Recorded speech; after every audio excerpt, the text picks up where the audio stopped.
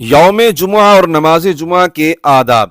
کائنات رنگ و بو کی ساری بہاریں رسول اللہ صلی اللہ علیہ وآلہ وسلم کے دم قدم سے ہیں، خصوصاً آپ صلی اللہ علیہ وآلہ وسلم کے قدموں کے ساتھ نسبت کی برکت سے امت مسلمہ کے وارے نیارے ہیں، اور رب تعالیٰ اس نسبت کے طفیل اس امت کو خصوصی رحمتوں سے نوازتا ہے۔ نسبت مصطفی کے طفیل ہونے والے انعامات میں سے ایک جمعۃ المبارک بھی ہے۔ یہ دن بارگاہ الہی میں تمام دنوں کا سردار ہے اور سب دنوں سے عظیم تر ہے۔ مجلس علماء نظامیہ کی فرمائش پر مولانا علی رضا فخری نے خوب لکھا، یوم جمعہ سید ایام ہے، رب تعالیٰ کا عظیم انعام ہے، بہار مسلم مثل یوم عید ہے، ایک بہار گلشن اسلام ہے، حکم فسعو ہے، کرو ذکر خدا، آیت قرآن کا اعلام ہے، یوم جمعہ ہے، دعائیں کیجئے، علم و حکمت سے بھرا پیغام ہے، آج فخری لب پہ ہے صلی علی، بالیقین یہ دل نشیں اقدام ہے۔ دین سے دوری کا نتیجہ ہے کہ زیادہ تر لوگ اس عظیم الشان دن کو عام دنوں کی طرح گزار دیتے ہیں، 2 رکعات فرض پڑھ کر سمجھتے ہیں کہ بہت بڑا کام کر لیا ہے،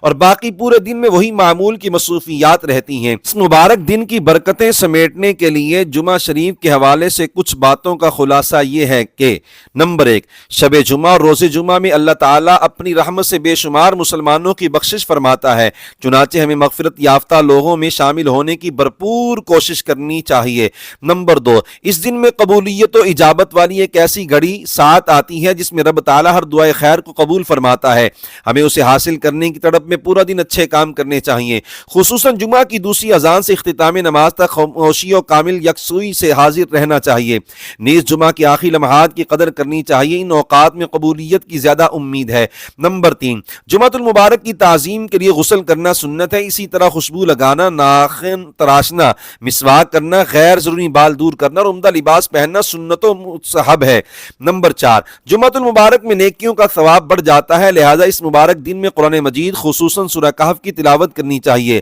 نیز سرور عالم صلی اللہ علیہ وآلہ وسلم کی بارگاہ اقدس میں کثرت کے ساتھ درود پاک پیش کرنا چاہیے، رب تعالیٰ کے حضور خوب دعائیں کرنی چاہیے۔ نمبر 5، فکر آخرت اور وفات یافتگان کو ایصال ثواب کرنے کے لیے شرعی تقاضوں کے مطابق قبروں کی زیارت کرنی چاہیے۔ نمبر 6، آداب کے ساتھ نماز جمعہ ادا کرنے پر ہفتہ بھر کے صغیرہ گناہوں کی بخشش کا وعدہ ہے، اور جمعہ میں سستی کرنے والوں کے لیے وعید ہے کہ اللہ تعالیٰ ان کے دلوں پر مہر لگا دے گا، لہذا میں شرعی مجبوری کے بغیر کسی صورت میں بھی نماز جمعہ کو نہیں چھوڑنا چاہیے، اور نماز جمعہ کے آداب کا بھی خوب اہتمام کرنا چاہیے، چنانچہ